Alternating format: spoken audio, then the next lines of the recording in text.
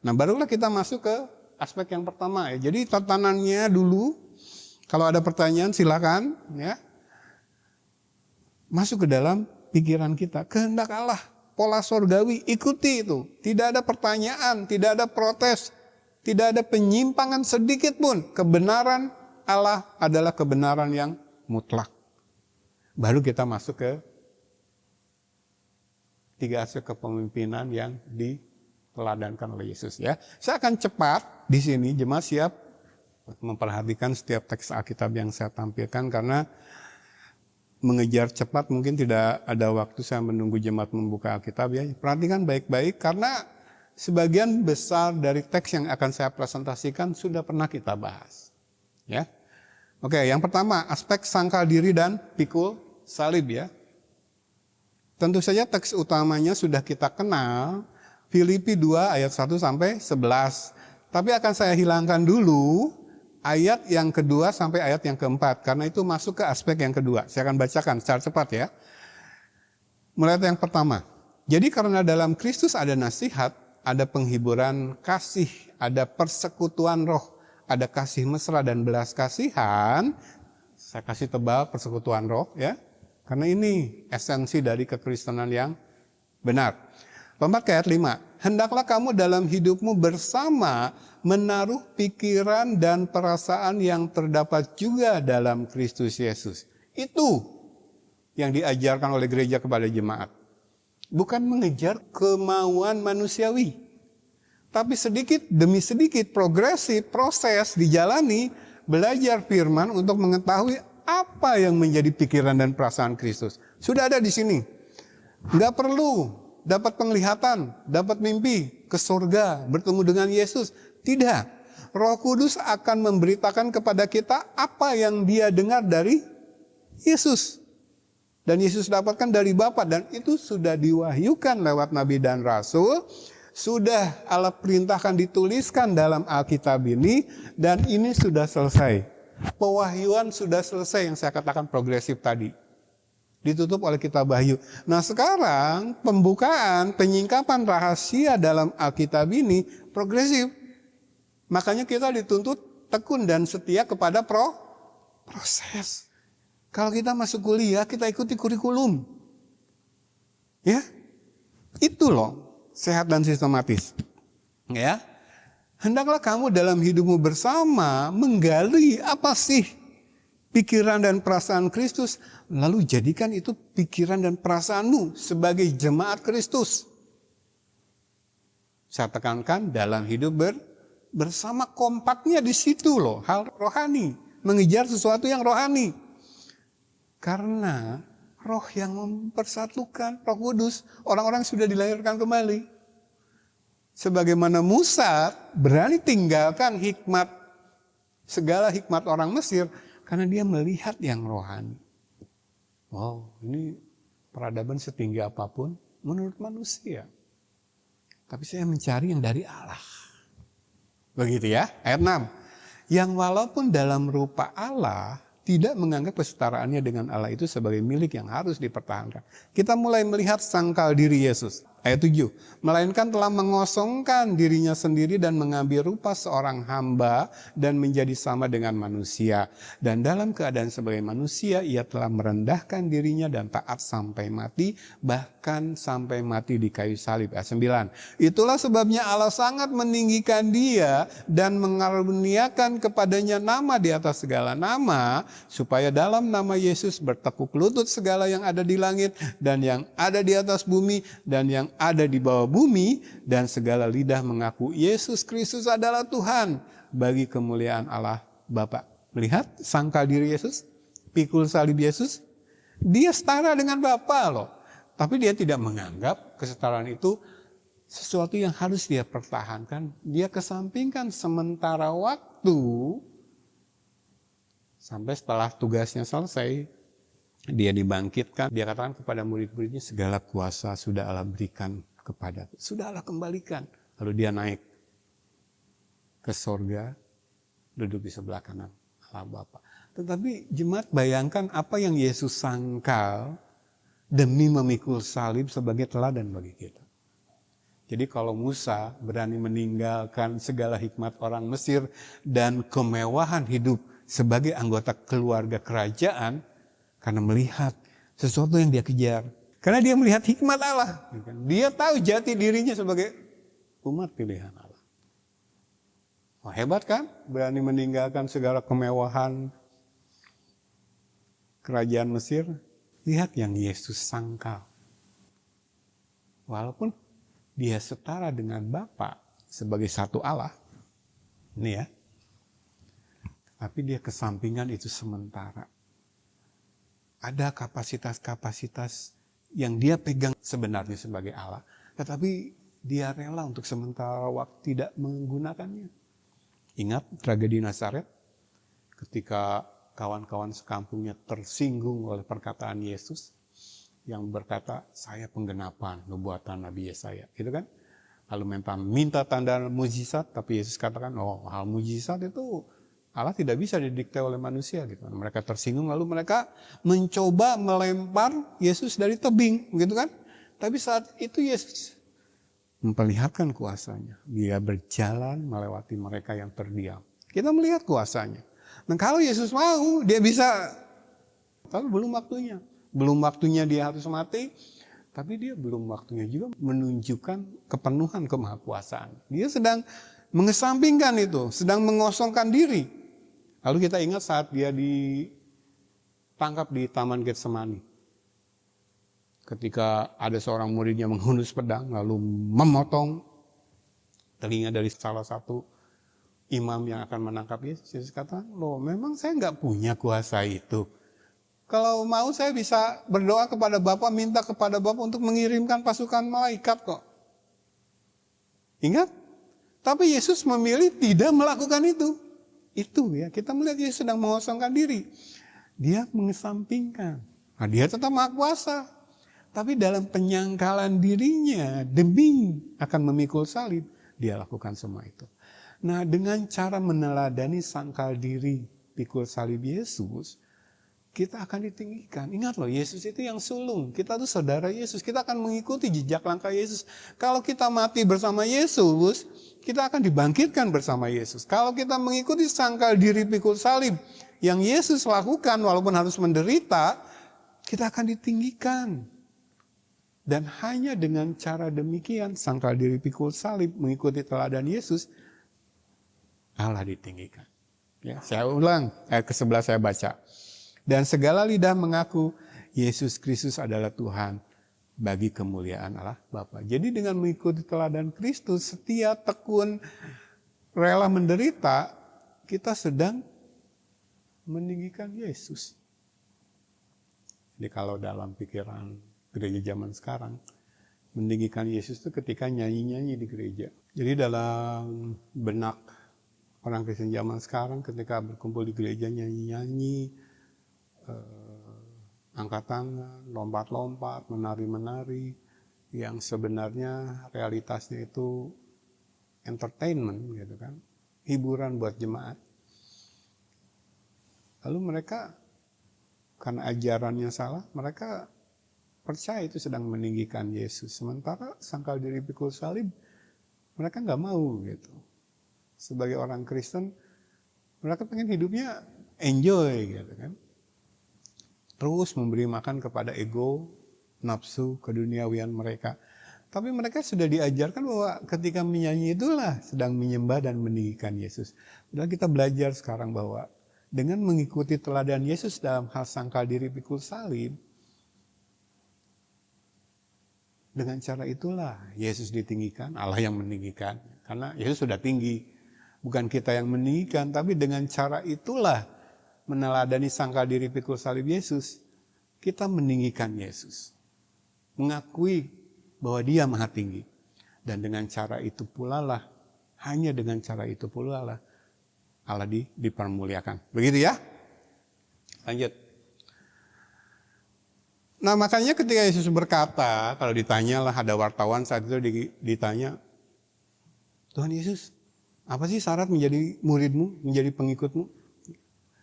Saya baca yang atas saja ya, Lukas 9 ayat 23. Katanya kepada mereka semua, setiap orang yang mau mengikut aku, ia harus menyangkal dirinya, memikul salibnya setiap hari dan mengikut aku. Saya selalu gambarkan berulang-ulang kali. Dahsyatnya, luar biasanya, begitu mengagumkannya Allah kita. Dia tidak memberikan perintah ini ketika dia duduk di tahtanya di sorga sana yang jauh, ongkang-ongkang kaki, lalu memberikan perintah ini, tidak kan? Kita melihat kekristenan luar biasa, kita melihat kenapa Allah harus turun menjadi manusia. Salah satu jawabannya kita dapatkan di sini. Karena apa yang Allah perintahkan kepada umatnya, dia sudah melakukannya lebih dulu. Jadi kalau ada reporter, wartawan saat itu menanyakan kepada Yesus, apa sih syaratnya? Yesus katakan, setiap orang yang mau mengikut aku, ia harus menyangkal dirinya, memikul salibnya setiap hari, dan mengikut aku. Lalu kata wartawan ini, berat. Enggak berat. Aku sudah melakukannya, dan kepada orang yang mau mengikuti aku akan memberikan kuasaku kepadanya, yang akan memampukan dia melakukannya. Itu loh hikmat Allah. Musa bisa lihat itu, walaupun dia sudah menikmati segala hikmat orang Mesir dan kenikmatan, kenyamanan hidup keluarga kerajaan. Tapi yang dari Allah itu lain loh. Jadi seharusnya wartawan-wartawan, ini ilustrasi saya kalau sudah ada di zaman itu, tahu itu. Ketika Yesus memerintahkan sesuatu, ketika Allah kita memerintahkan sesuatu, dia sudah meneladankannya, dia sendiri sudah melakukannya. Lalu kepada mereka yang rindu mengikuti jejak langkahnya, dia berikan kuasanya. Ya, semua sama. Saya tuliskan versi Markus, versi Matius. Jadi ketiga Injil sinoptik ini menuliskan hal yang sama. Tetapi tekanan, kenapa saya memilih yang Lukas, adalah ada kata setiap hari. Jadi ini sesuatu yang konstan kita lakukan setiap saat kita dihadapkan kepada pilihan. Mau sangkal diri, ikut salib, atau ikuti kemauannya kita. Itu pilihan kita setiap hari. Dan kalau saya melayani anak-anak muda, how can a young person stay on the path of purity? By living according to your word.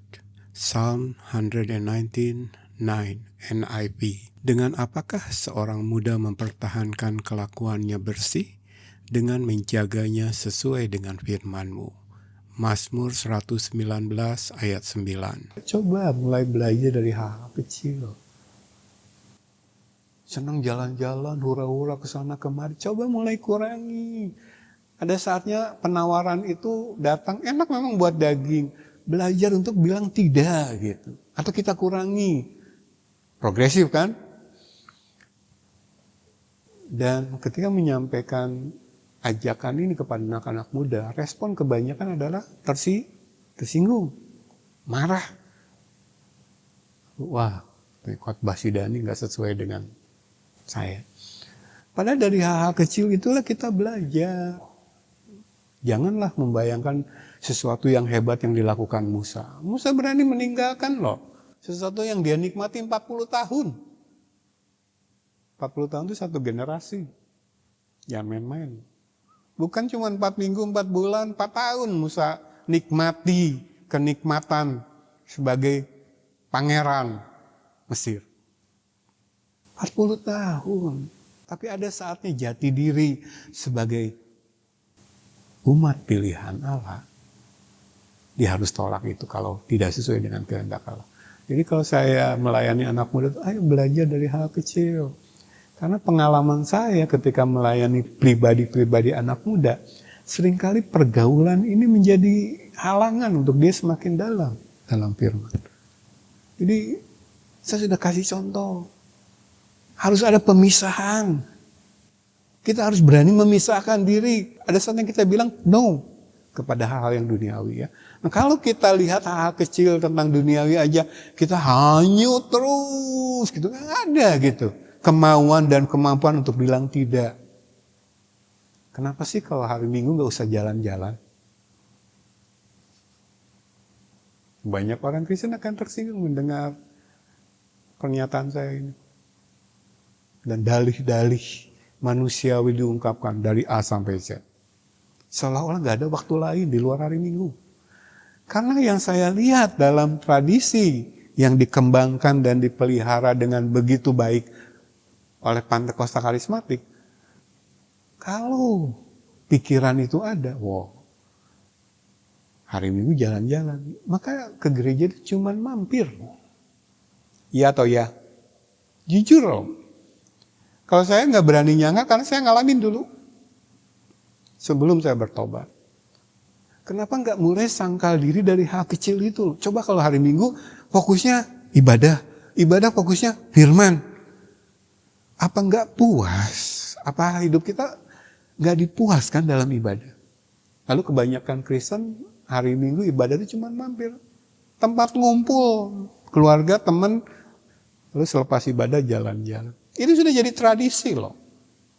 Ya. Jadi sangka diri ini sesuatu yang harus dilakukan setiap hari. Kita menuliskan. Makanya saya ambil versi Lukas ya. Yesus mensyaratkan ini karena dia sudah melakukannya, meneladankannya. Dan ingat, perhatikan perkataan firman yang saya perkatakan ini. Untuk setiap orang yang memang memutuskan untuk mengikuti jejak langkah Yesus, walaupun menderita di dunia ini. Yesus siapkan kuasa dan kasih-Nya, ya. Jadi itulah sangkal diri Yesus, ya, yang sudah kita baca. Ini loh yang harusnya setiap hari Minggu jemaat kumpul tuh ditransfer kerinduan Allah ini. Jadi ini pikiran Yesus, ini perasaan Yesus, dan dia sudah teladankan. Dia begitu iba kepada dunia yang dikuasai dosa. Itu perasaan Yesus terhadap dosa. Makanya dia rela menjalani ini, mati disalib. Supaya pintu pertobatan, pintu ampunan dari Allah Bapa terbuka. Itu pikiran dan perasaan Kristus. Bukan main-main. Ya? Makanya kalau hari Natal tuh, murid-murid saya minta renungan Natal. Saya selalu, beberapa tahun terakhir ini saya selalu kasih teks ini. Untuk itu Yesus lahir ke dunia. Dalam konteks sangkal diri pikul salib. Masa sekarang kita merayakan, katanya gerejanya, merayakan justru melawan teladannya. Dengan pesta pora. Lihat ironisnya perayaan Natal sekarang. Maka beberapa tahun ini renungan Natal saya, nih ya, Filipi 2 ayat 1 sampai 11. Kita lihat teladannya dari Paulus. Paulus memutuskan untuk mengikuti jejak langkah Kristus. Dan dia pegang janji Allah. Allah akan memberikan kuasa dan kasih-Nya yang memampukan dia menjalani itu. Dia rindu dilahirkan kembali. Satu-satunya cara. Dan setelah dilahirkan kembali, lihat yang dia perkatakan. Saya baca ya, cepat. Filipi 3, 8-12. Malahan segala sesuatu kuanggap rugi karena pengenalan akan Kristus Yesus Tuhanku lebih mulia daripada semuanya itu. Bagaimana Musa? Segala hikmat, segala didikan Mesir, dan segala kenyamanan, kenikmatan hidupnya, saya tinggalkan. Dia lebih memilih menderita bersama bangsanya. Dan Ibrani katakan itu karena iman. Paulus katakan ini karena iman. Sesudah dia dilahirkan kembali. Lanjut ya. Oleh karena dialah aku telah melepaskan semuanya itu dan menganggapnya sampah. Supaya aku memperoleh Kristus. Dan berada dalam dia bukan dengan kebenaranku sendiri karena mentaati hukum Taurat, melainkan dengan kebenaran karena kepercayaan kepada Kristus, yaitu kebenaran yang Allah anugerahkan berdasarkan kepercayaan. 10. Yang ku kehendaki ialah mengenal dia dan kuasa kebangkitannya dan persekutuan dalam penderitaannya, di mana aku menjadi serupa dengan dia dalam kematiannya. Lihat. kerinduan dia mengikuti jejak teladan Yesus? Saya baca lagi ayat 10. Yang kukehendaki ialah mengenal dia dan kuasa kebangkitannya dan persekutuan dalam penderitaannya, di mana aku menjadi serupa dengan dia dalam kematiannya, supaya aku akhirnya beroleh kebangkitan dari antara orang mati. Dia melihat yang rohani ya, 12. Bukan seolah-olah aku telah memperoleh hal ini atau telah sempurna, melainkan aku mengejarnya.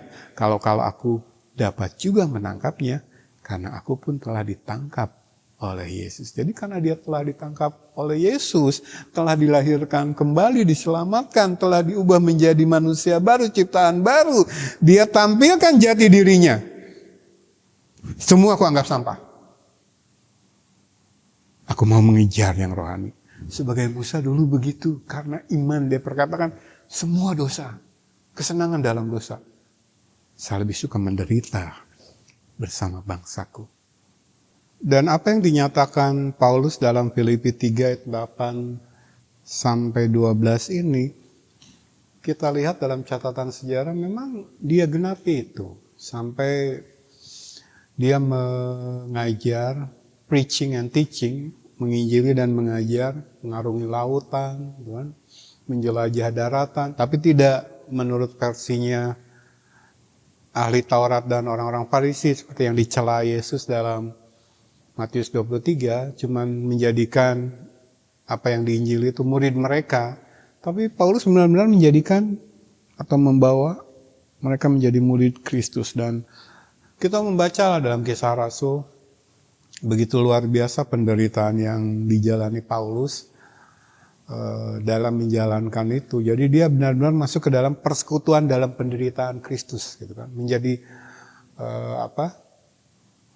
pekerja bagi Kristus itu dengan meneladani jejak langkah Yesus sendiri ya.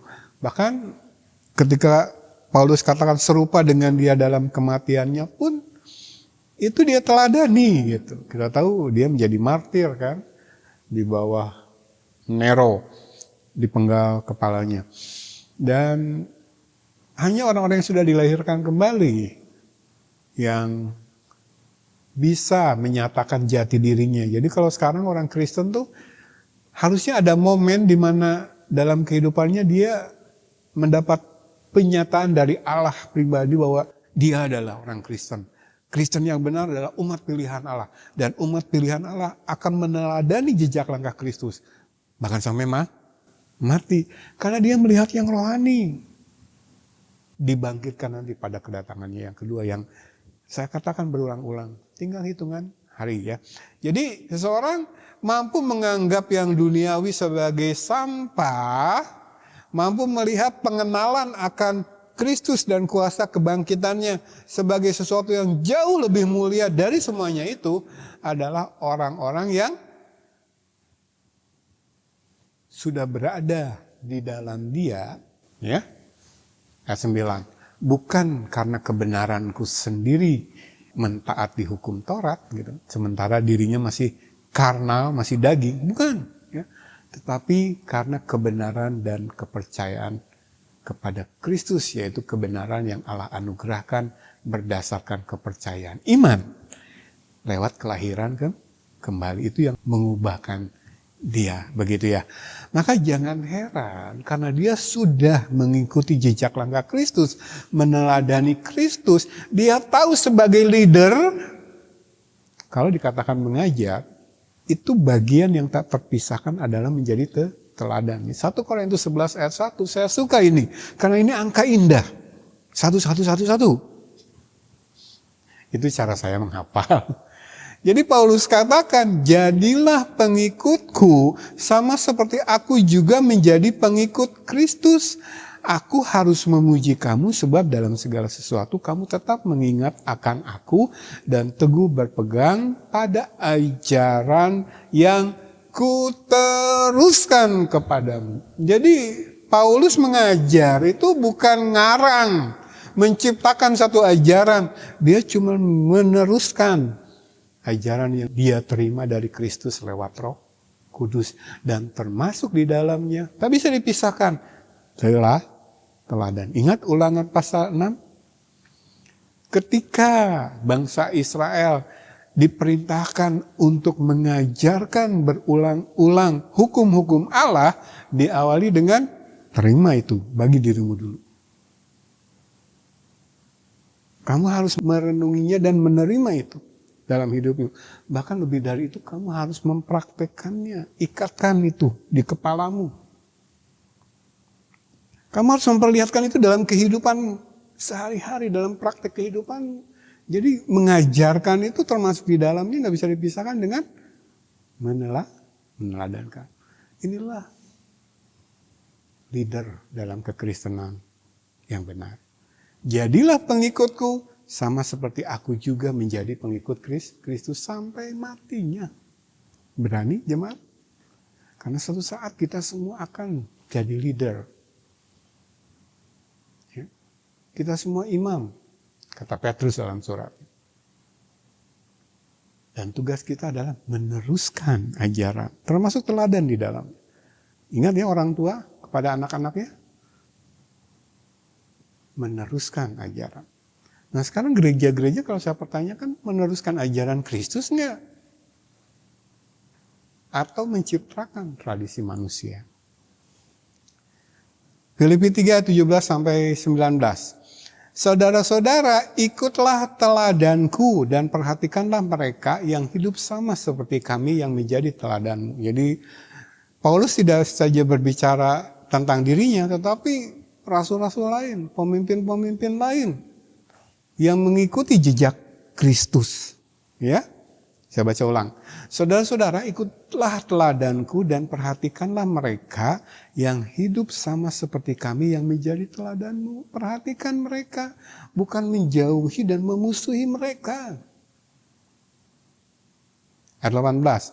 Karena seperti yang telah kerap kali kukatakan kepadamu dan yang kunyatakan pula sekarang sambil menangis. Ya.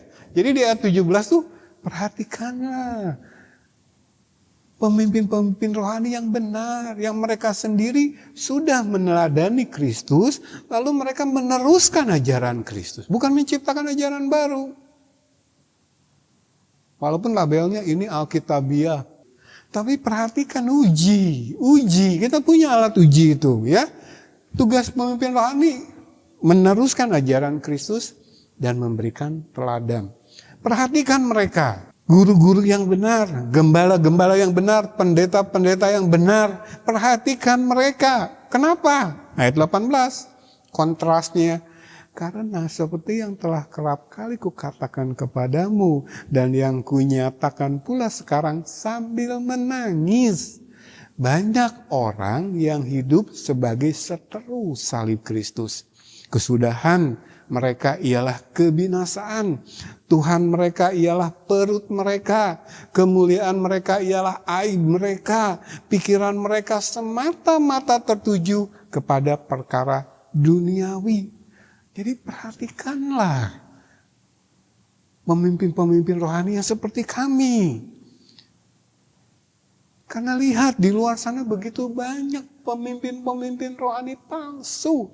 Mendudukan diri mereka di kursi Musa, padahal nggak punya kualitas dan kapasitas untuk duduk di sana. Lihat kontrasnya. Kami meneruskan ajaran Kristus.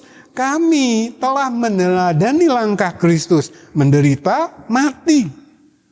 Itu kami. Jadi kamu sebagai jemaat harusnya memperhatikan kami loh. Tapi ini yang membuat saya menangis ketika saya merenungkan dan berdoa. Ketika saya melihat realitas. Kok banyak yang mengaku Kristen tapi tidak memperhatikan kami. Justru memperhatikan mereka yang ajarannya salah, teladannya salah. Sangat perlu baca ulang kan. Justru ini loh lewat khotbah-khotbah motivasional, lewat gereja-gereja palsu dengan gembala-gembala dan pendeta-pendeta palsunya yang diajarkan. Iya atau iya? Kalau jemaat mau rendah hati merenungkan ini dan membandingkan dengan realitas yang terjadi dalam mayoritas mereka yang mengklaim sebagai gereja, justru yang Paulus peringatkan karena dia ketika melihat realitas ini dan merenungkannya menangis, kebinasaan dalam masa depan. mereka ini. Pikiran mereka semata-mata tertuju kepada perkara duniawi, bahkan mengukur perkenanan Allah dengan hal duniawi. Jemaat melihat realitas ini dipraktikkan oleh mayoritas Kristen zaman sekarang. Nangis loh Paulus melihat realitas ini. Nah, apa jemaat kira kita tidak?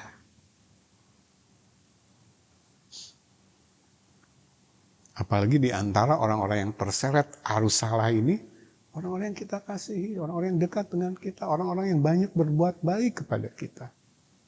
Nangis nggak? Entahlah jemaat, kalau saya sebagai gembala dan ibu gembala itu, entahlah kalau kita tampung air mata kita menangisi mereka. Kok diikuti? Mereka yang mengklaim pemimpin rohani, tapi pikirannya semata-mata tertuju kepada hal duniawi. Ini loh jati diri kamu, kalau kamu Kristen benar. Yohanes dalam suratnya berkata demikian. 1 Yohanes 4 ayat 4 dan 5. Kamu berasal dari Allah, anak-anakku, dan kamu telah mengalahkan nabi-nabi palsu itu. Sebab roh yang ada di dalam kamu lebih besar daripada roh yang ada di dalam dunia. Mereka berasal dari dunia. Sebab itu mereka berbicara tentang hal-hal duniawi. Dan dunia mendengarkan mereka lalu mengikuti mereka. Integritasmu tampilkan loh kalau kamu memang Kristen beneran. Karena Kristen yang benar, yang sejati itu berasal dari Allah. Musa itu ada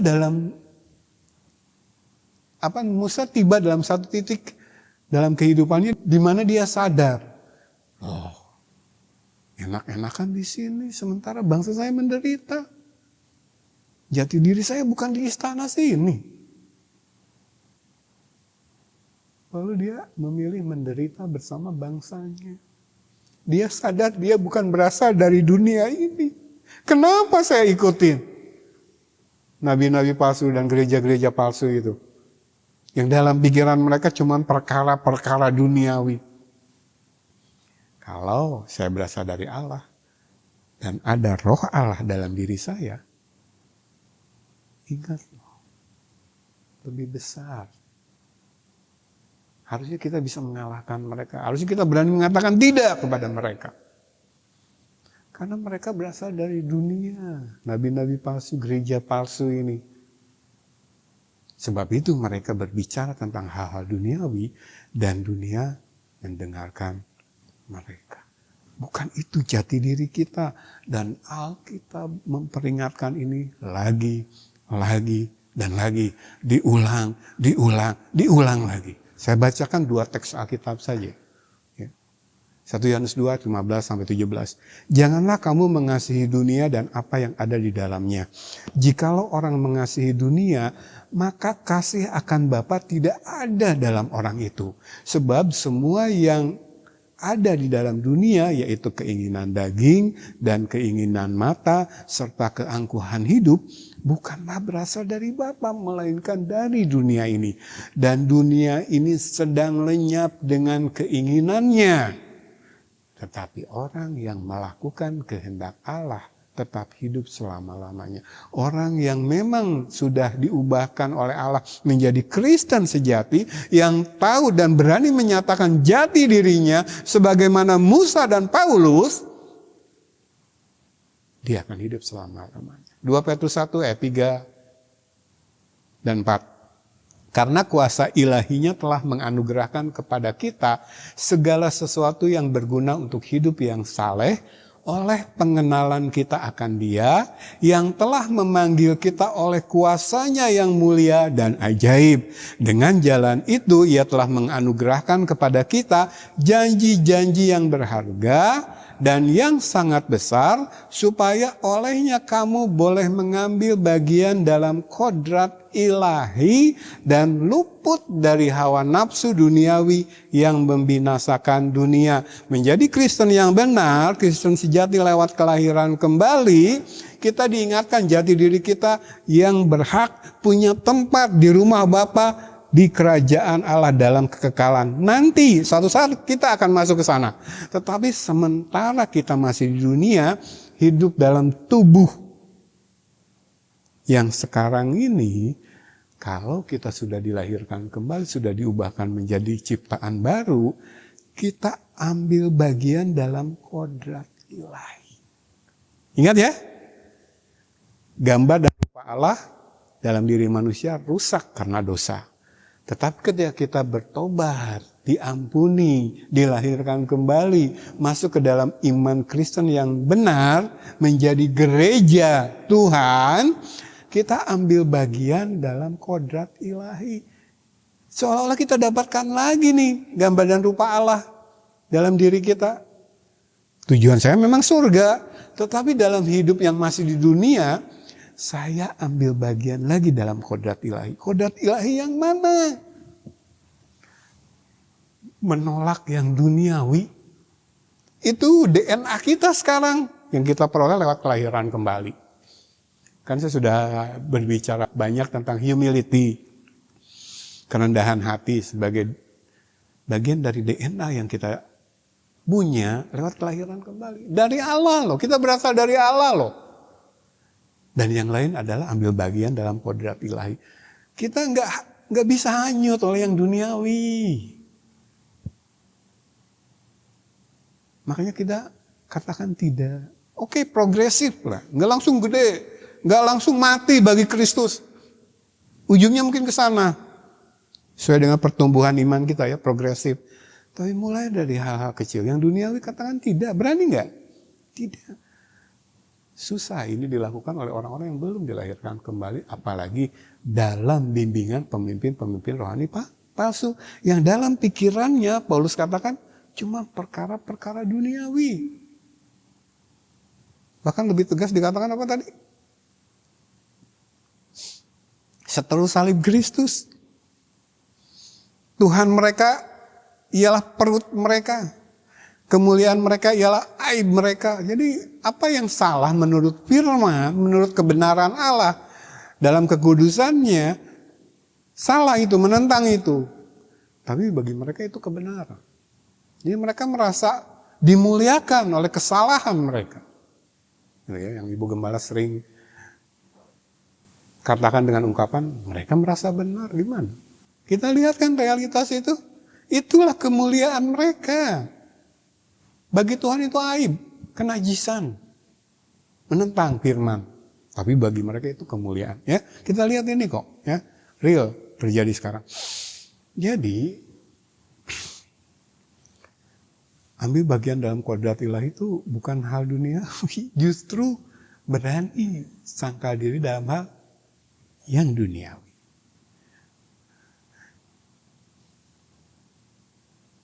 Saya tidak akan baca teks Alkitab lain. Banyak. Alkitab berulang-ulang memperingatkan tentang hal duniawi. Ya. Mengasihi dunia itu berarti kasih Bapa tidak ada dalam diri kita. Memang kita belum Kristen benar gitu ya. Nah, aplikasinya, jemaat bisa merenungkan apa yang dipraktekkan gereja zaman sekarang. Contoh aplikatif. Saya ambil 2 saja ya. Secara cepat saya akan bacakan teksnya. Tinggalkan jalamu. Ini ada di Matius 4, 18-22, Markus 1, ayat 16-20, Lukas 5, ayat 1-11. Merujuk pada kisah Alkitabiah di mana Yesus memanggil murid-muridnya. Murid-murid pertama ya. Simon Petrus, Andreas, Yakobus, Yohanes. Untuk meninggalkan pekerjaan, kenyamanan, dan keterikatan duniawi mereka dilambangkan dengan jala dan perahu. Untuk mengikutinya menjadi penjala manusia. Ini adalah ajakan ketaatan, iman, dan melepaskan keterikatan. Ini poin-poinnya. Yang pertama, panggilan mengikut Yesus dalam momen radikal ketika murid meninggalkan mata pencaharian untuk fokus melayani Tuhan. Saya katakan radikal. Radikal itu berasal dari kata radix, akar. Jadi seolah-olah hidup mereka dicabut dari akar. Ya, diambil dari tanah tempat mereka bertumbuh. Bagi mereka ini jala dan perahu, nelayan gitu. Mereka dicabut. Lalu Tuhan tanamkan dalam tanah yang baru. Yang fokusnya adalah tunduk ikut sepenuhnya kepada Tuhan mereka. Poin pertama. Poin kedua, meninggalkan zona nyaman. Jala dan perahu melambangkan keterikatan, rasa aman, kekhawatiran, dan hal-hal duniawi yang bisa menjadi penghalang dalam mengikut Tuhan. Berani meninggalkan zona nyaman? Oh, kalau dalam perkataan, zona nyaman selain. Berani meninggalkan? Cabut akar-akarnya. Rela. Ya. Yang ketiga, ketaatan di atas logika. Wow. Penderitaan dibilang karunia. Kan teks Alkitab berkata begitu kan? Kepada kamu dikaruniakan tidak saja untuk selamat, tetapi untuk menderita bagi Kristus. Jemaat langsung kerung dahinya ketika saya bacakan ayat Alkitab ini. Yang benar, dan menderita kamu bilang sebagai karunia, sebagai anugerah, sebagai pemberian. Gak mau saya diberi itu. Menentang logika. Tapi lihat poin yang ketiga, ketaatan di atas logika. Digambarkan oleh peristiwa sebelumnya ketika Yesus memerintahkan menebar jala di tempat dalam, walaupun mereka mengalami nihil semalaman. Menyatakan bahwa ketaatan di atas logika manusia dan personal skill. Lukas 5 ayat 4-8. Setelah selesai berbicara, ia berkata kepada Simon, "Bertolaklah ke tempat yang dalam dan tebarkanlah jalamu untuk menangkap ikan." Simon menjawab, "Guru, telah sepanjang malam kami bekerja keras dan kami tidak menangkap apa-apa, tetapi karena Engkau menyuruhnya, aku akan menebarkan jala juga." Dan setelah mereka melakukannya, mereka menangkap sejumlah besar ikan sehingga jala mereka mulai koyak. Lalu mereka memberi isyarat kepada teman-temannya di perahu yang lain supaya mereka datang membantunya. Dan mereka itu datang, lalu mereka bersama-sama mengisi kedua perahu itu dengan ikan hingga hampir tenggelam. Ketika Simon Petrus melihat hal itu, ia pun tersungkur di depan Yesus dan berkata, "Tuhan, pergilah daripadaku, karena aku ini seorang berdosa." Oh, kami terlatih nih dari kecil nelayan. Dan kami sudah semalaman tebar jala, gak dapat ikan seekor pun. Yesus katakan, tebar jala, tempat dalam. Taat saja. Dan mereka dapatkan ikan sedemikian banyak sehingga jala mereka koyak dan perahu mereka hampir tenggelam. Jadi ketika meninggalkan jala untuk menjadi penjala manusia, bisa nggak pikiran manusiawi, logika manusiawi dikalahkan oleh ketaatan kita? Bisa bagi mereka yang punya Roh Kudus ya. Berikutnya, menjadi penjala manusia, kesadaran dan kepedulian kepada kehidupan kekal, hal rohani. Mulai dari diri sendiri, lalu rindu orang lain mengalami. Jadi sebagaimana Musa melihat hikmat ilahi, sebagaimana Paulus melihat kebangkitan dari orang mati, sehingga mereka memutuskan, menyatakan jati dirinya, lalu mengikuti teladan kehendak Allah. Ini coba bayangkan kita menjadi Simon Petrus, Andreas, Yakobus, dan Yohanes. Lagi asik nebar jala. Itu pekerjaan mereka dari kecil. Puluhan tahun mereka jalani. Mereka terikat dengan itu. Tiba-tiba Yesus bilang, tinggalkan itu semua. Ikut aku. Kira-kira mereka melihat enggak? Mereka melihat hal yang rohani sehingga mereka tinggalkan itu semua. Ya, kemampuan melihat yang kekal. Nah, setelah mereka diubahkan, lalu mereka rindu yang lain mengalami. Makanya Paulus katakan, menangis aku merenungkan nih, ngakunya orang Kristen tapi yang diikuti adalah nabi-nabi palsu. Yang terakhir, catatan Lukas. Nah, kalau kita baca versi Lukas dari kisah ini, ada kata segera. Jadi ketika Yesus, tinggalkan jalanmu, aku akan jadikan kau penjala manusia. Maka segera murid-murid ini taat. Kenapa? Karena sekali lagi saya ulang, Lukas itu menggambarkan Yesus sebagai hamba. Nah, karena Lukas itu menggambarkan Yesus sebagai hamba, jemaat banyak temukan kata segera. Ketika Yesus memerintahkan ini, segera gitu kan. Murid-murid ketika melakukan segala sesuatu, segera. Itulah hamba. Gak mikir dulu. Apa kata Yesus? Ikuti. Kau mau memberi, Kata firman memberi, beri. Lepaskan gitu. Tapi manusia seringkali mikir dulu. Wah, kalau saya beri, saya kurang. Batallah memberi. Ya, jadi ketaatan harus mengalahkan logika. Contoh kedua. Contoh aplikatif kedua, jangan membawa bekal. Matius 10 ayat 9-10, Markus 6, 8-9, Lukas 9 ayat 3, 10 ayat 4. Jadi ketika Yesus mengutus murid-muridnya, dia katakan jangan membawa bekal. Baca sendiri ayatnya ya, tapi saya langsung ke poin-poinnya. Belajar bergantung sepenuhnya kepada Allah. Murid-murid diajar untuk tidak mengandalkan persiapan fisik atau kekayaan materi dalam melaksanakan tugas Allah, melainkan mengandalkan pemeliharaan Tuhan selama melayani.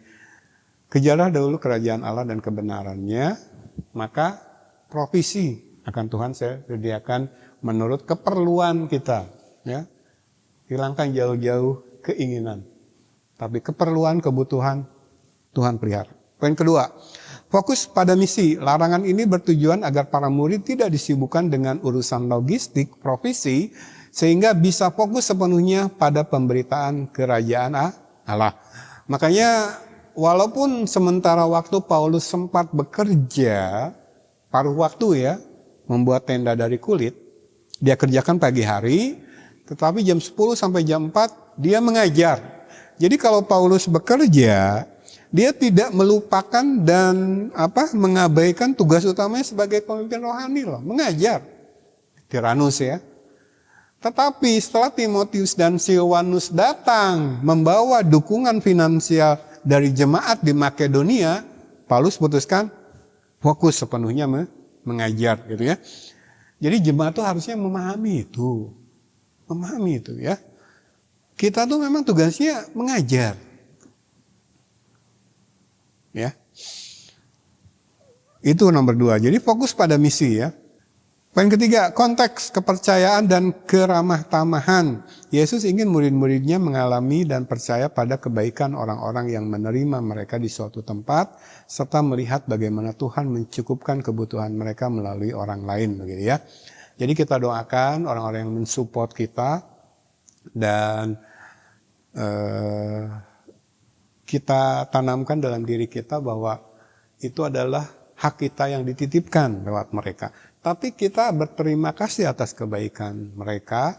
Nah, dalam standpoint saya, posisi saya sebagai hamba Tuhan, yang bisa saya balaskan kepada mereka kebaikan sebagai pemimpin rohani, bagi saya, pendeta gembala, adalah membalasnya dengan rohani, pengajaran firman. Tapi ada kondisi di mana saya tidak bisa membalas kebaikan mereka, tapi kita tetap menghargai, menyadari bahwa Tuhan bekerja lewat mereka gitu kan. Ini jangan dilupakan gitu, konteksnya ini. Yang keempat, bukti pemeliharaan Tuhan. Ketika Yesus bertanya kemudian apakah mereka kekurangan, ini di Lukas 22 ayat 35, 36 ya. Jadi Tuhan mengutus mereka jangan bawa bekal, jangan bawa 2 helai baju, jangan bawa tongkat. Baca ya teksnya. Lalu setelah mereka kembali dari misi, Yesus bertanya, apakah kekurangan? Dan para murid menjawab, tidak. Bisa aminkan ini? Bisa aminkan ini? Membuktikan bahwa tanpa membawa apa-apapun, Tuhan tetap memelihara mereka. Kebutuhan ya, bukan keinginan. Perintah ini menekankan iman, ketaatan, dan kesederhanaan. Tekankan lagi, kebutuhan bukan keinginan dalam pelayanan. Jadi saya mempertanyakan mereka yang mengaku pemimpin rohani Kristen, pendeta, gembala,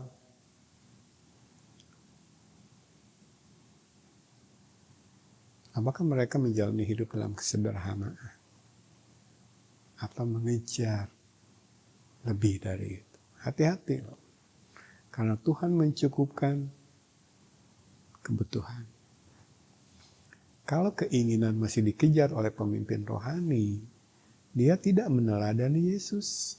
Dan dia tidak berhak berkata kepada jemaatnya, teladani saya. Nah, posisi dia harusnya itu. Teladani saya, ikuti saya. Karena saya sudah mengikuti Yesus. Yesus miskin loh.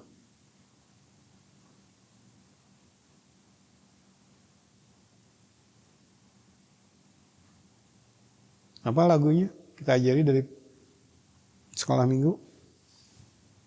Yang menyatakan Yesus miskin. Serigala.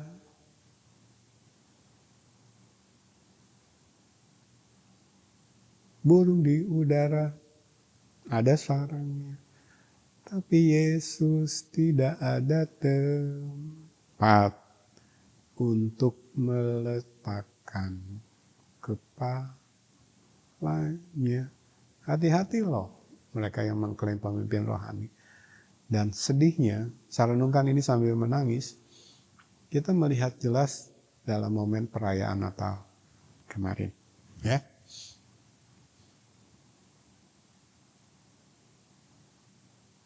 Lanjut. Berat? Ya. Bahkan saya mengatakan, berkali-kali saya katakan, menjadi Kristen yang benar itu mustahil bagi manusia lama yang mati dalam dosa. Saya bacakan ayat-ayatnya. Yohanes 3 ayat 3 dan 5. Yesus menjawab katanya, aku berkata kepadamu sesungguhnya jika seorang tidak dilahirkan kembali, ia tidak dapat melihat kerajaan Allah. Ayat 5, jawab Yesus kepada Nikodemus masih ya. Aku berkata kepadamu sesungguhnya jika seorang tidak dilahirkan dari air dan roh, ia tidak dapat masuk ke dalam kerajaan Allah. Saya ulang judulnya, berat? Ya, bahkan mustahil bagi manusia lama. Bagi manusia untuk melakukannya sendiri. Dia harus dilahirkan kembali. Sebagaimana apa yang dialami Musa, sebagaimana apa yang dialami Paulus. Bisa melihat yang rohani. Yesus katakan kalau tidak dilahirkan kembali, tidak bisa melihat yang rohani. Tidak bisa menghargai hikmat Allah, lebih menyombongkan hikmat manusia, lebih mengejar hal-hal yang duniawi. Yang tadi peringatannya begitu banyak sudah kita bacakan. Daripada yang rohani. Harus dilahirkan kembali, tidak ada jalan lain. Dan dilahirkan kembali ini adalah dilahirkan dari air dan roh. Bukan berbicara tentang baptisan. Baptisan tidak membuat kita selamat. Banyak orang Kristen mengejar baptisan karena mau menikah. Karena dalam pernikahan, dalam undang-undang pernikahan negara kita, untuk yang Kristen, salah satu syaratnya adalah surat baptisan. Iya atau ya? Jangan karena memegang surat baptisan lalu mengklaim sorga. Ingat peristiwa ketika Yohanes menolak para pemimpin Yahudi yang masuk barisan, antrian mau dibaptis sama Yohanes. Kalau baptisan itu menyelamatkan, Yohanes baptis loh. Seberapa jahat pun orang Yahudi yang ikut antrian mau dibaptis Yohanes ini. Tapi Yohanes tidak. Hei keturunan ular beludak, jangan pikir ikut baptisan kamu jadi bersih. Jangan pikir datang ke gereja setiap minggu kamu jadi bersih.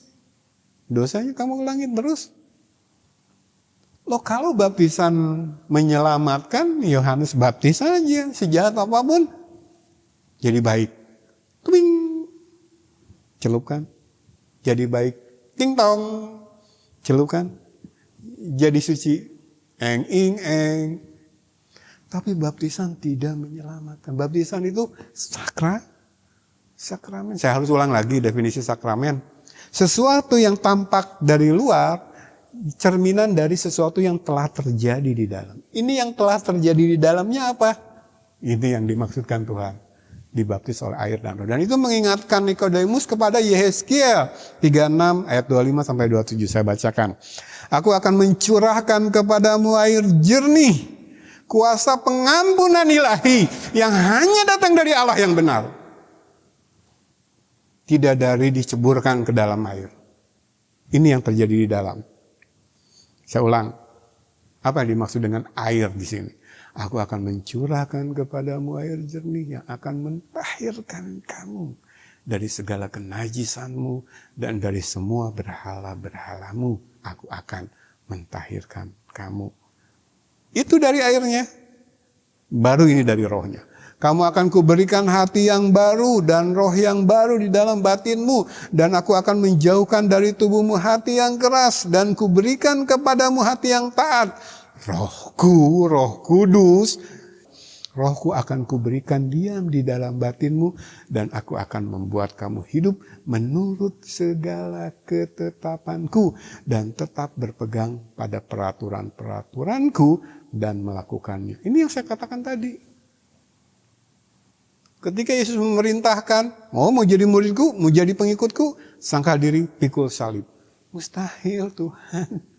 Oh, saya sebagai Allah sudah melakukannya dulu, sudah meneladankan. Dan bagi mereka yang mau mengikut aku, benar-benar mau ambil keputusan mau mengikut aku berikan kuasa untuk meneladani jejak langkahku. Ini kuasanya diberikan saat kita dilahirkan kembali. Ya, hati yang baru, roh yang baru, lalu Roh Kudus diam di dalam kita. Itu loh, dilahirkan dari air dan roh. Nah, dalam pengalaman saya di Pantai Kosta, kan ditafsirkan sebagai baptisan. Makanya baptisan dijual murah, diobral. Padahal baptisan adalah sakramen. Melambangkan sesuatu yang hanya bisa dilakukan Allah. Perhatikan saya baca lagi. Ku-nya ya. Kelahiran kembali itu karya Allah loh. Akunya di sini. Saya bacakan lagi. Yesaya 36:25. Jangan miss, jangan dilewatkan akunya, saya kasih tebal. Aku akan mencurahkan kepadamu air jernih yang akan mentahirkan kamu dari segala kenajisanku dan dari semua berhala-berhalamu. Aku akan mentahirkan kamu. Kamu akan ku berikan hati yang baru dan roh yang baru di dalam batinmu. Dan aku akan menjauhkan dari tubuhmu hati yang keras. Dan ku berikan kepadamu hati yang taat. Rohku akan ku berikan diam di dalam hatimu. Dan aku akan membuat kamu hidup menurut segala ketetapanku. Dan tetap berpegang pada peraturan-peraturanku dan melakukannya. Aku. Jadi kalau orang Kristen taat kepada firman, tekun dan setia mengikuti proses karena penyingkapan progresif, tinggal dalam pengajaran firman yang sehat dan sistematis, itu karena Allah yang membuat kita hidup menurut segala ketetapannya dan tetap berpegang pada peraturan-peraturannya dan melakukan. Ketaatan itu Allah yang mengerjakan di dalam diri kita. Betul, ada peran manusia, tanggung jawab manusia dalam free will manusia. Kita tersungkur. Kita bakar ego. Kita mati bersama Yesus untuk bangkit bersama dengan Dia. Itu peran kita. Jadi kalau orang mencintai firman, mau gitu belajar firman walaupun berat. 1 jam, 1 jam setengah, bahkan 2 jam gitu. Itu bukan gagahnya kita. Allah yang membuat itu. Jadi ketika Musa menyatakan jati dirinya, dia lebih memilih menderita bersama bangsanya daripada menikmati kesenangan dari dosa. Itu Allah yang membuatnya. Betul, ada peran Musa di situ. Tersungkur, tunduk sepenuhnya. Ketika Paulus mengatakan, semua aku anggap sampah, aku akan mengejar yang rohani. Ada respon tanggung jawab manusia di sana. Tersungkur, ikut saja. Tapi Allah yang memampukan. Lihat predestinasi di sini. Kalau kita menolak ku di sini, kita akan menolak predestinasi. Free will. Free will punya kita.